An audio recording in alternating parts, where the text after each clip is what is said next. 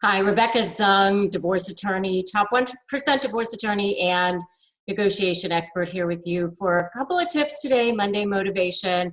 And today's topic is how to negotiate with a narcissist, which, usually is like, you don't even know how to do that, right? You end up having this fear, sweaty palms, your heart's racing, you're thinking, oh my God, I'm never going to get what I want from this person because they're just completely unreasonable, right? Which is, a lot of the case sometimes, but there are ways to get people to do what you want. Part of the thing is that you have to start thinking about how you're going to create some leverage, because what leverage is really in a negotiation is to incentivize the other side to give you what you want, or at least give in to some of the things that they don't want, or that they think they want, and then, give them incentive to figure out how you're going to get what you want, right?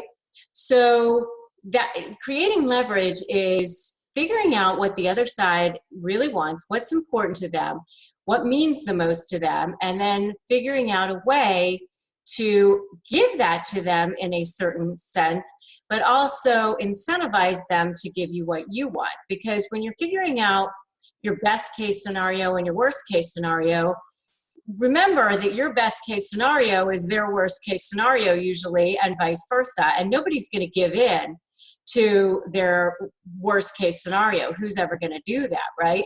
So the trick is to come up with what it is that you really want, and then add a lot of stuff to that. So you come up with, I want this, I want that, but you decide ahead of time what it is that you're going to be willing to give up.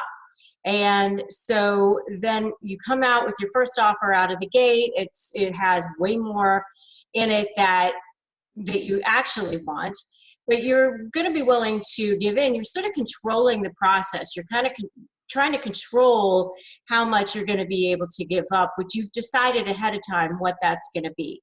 Okay. And then once you let them feel like they've beaten you, then you just do your best Meryl Streep and you go, okay, I guess this is terrible. Oh my God, I can't believe I had to give in all this, but I did. So, and then the other person thinks that they've robbed you and they've gotten it all over you, which is fine, because if you end up with what you want, then who cares, right? Where you really get stuck is when you get into this game of, I have to beat the other person. I can't let them show me up, because you'll never win in that game with a narcissist. They're willing to scorch the earth to get what they want. So the trick is really deciding ahead of time what it is that you're going to give in on, and then let them think that they beat you, even though you actually got what you want. Get it? All right, good.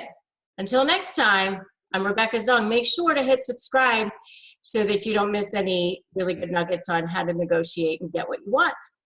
See you next time.